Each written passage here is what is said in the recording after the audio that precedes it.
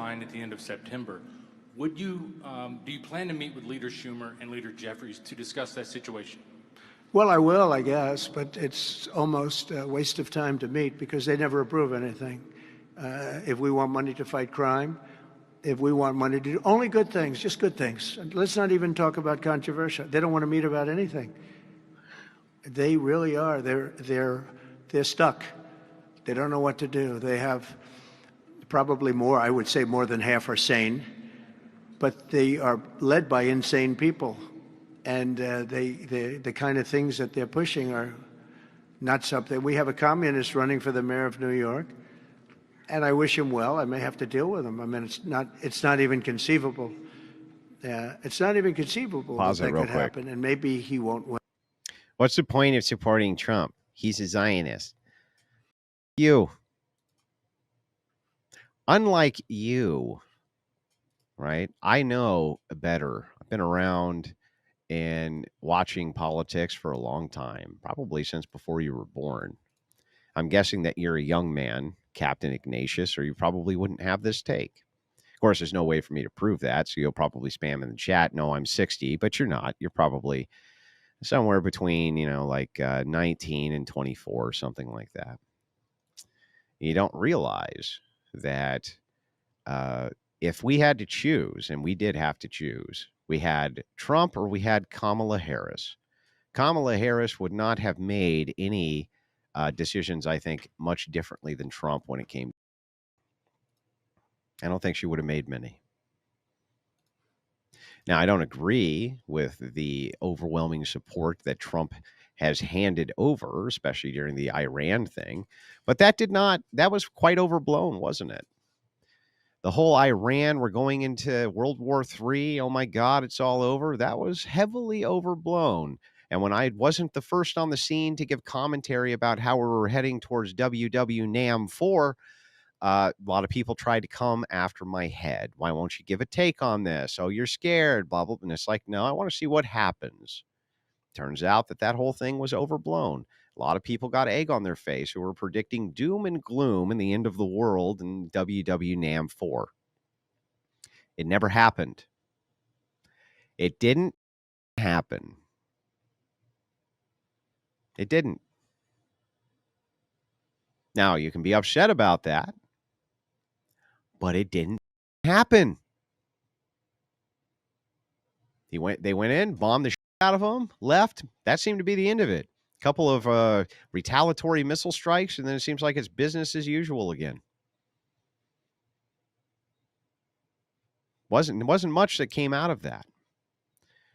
I still support Trump on tariffs. The fact that the TCJA, if Kamala Harris had been allowed to get rid of the Trump tax cuts, that would hurt you worse than you could imagine. That would be brutal.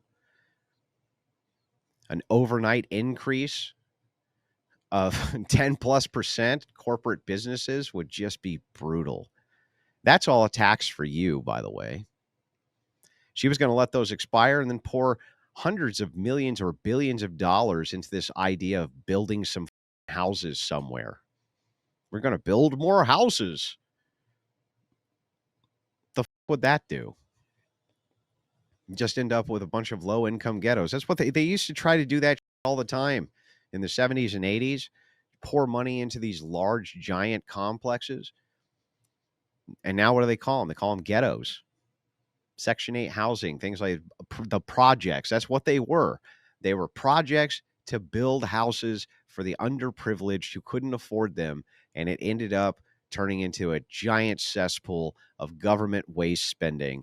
And then what happened is a bunch of private investment capital, when the government was sick and tired of trying to maintain the complete farce and facade, went in, bottom up in a deal for rent control. They don't do to improve the housing situations for any of those people and just collect a ton of cash on behalf of you and me. Like, don't tell me that Trump was not infinitely better than Kamala Harris. He is. He is. There are a lot of people are like, yeah, but he's a Zionist. And it's like, which ones aren't?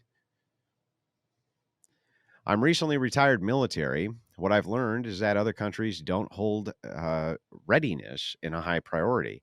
It's been noticeable with Russia and China currently. They'll never beat us with war power. Not easily. Not easily. Clinton, Obama, and Biden, all three, the largest tax increase on everybody, respectively. Clinton, Obama, and Biden, yeah. Yeah, they were brutal. So look, I'm just sorry. I'm not willing to just give up on Trump because you really want me to. For some people, the idea of Zionism is the linchpin and the only thing to them which matters. It's the top categorical issue for them over all other issues. However, for all of us, that's not the case. We're still going to try to make the best out of the bad situations and still support people who are at least doing something on our behalf that we put them there to do. Wish that every time the Russo-Ukraine war is brought up, the debate clip of Romney saying China and Russia were our greatest threats, only for Obama to quip back or to quip the 80s want their foreign policy back. That's a good point. I forgot about that. What's this I hear about Trump saying hurricane victims not supporting get federal aid? Care to weigh in? I guess the plan was rolled back, but still, it was rolled back.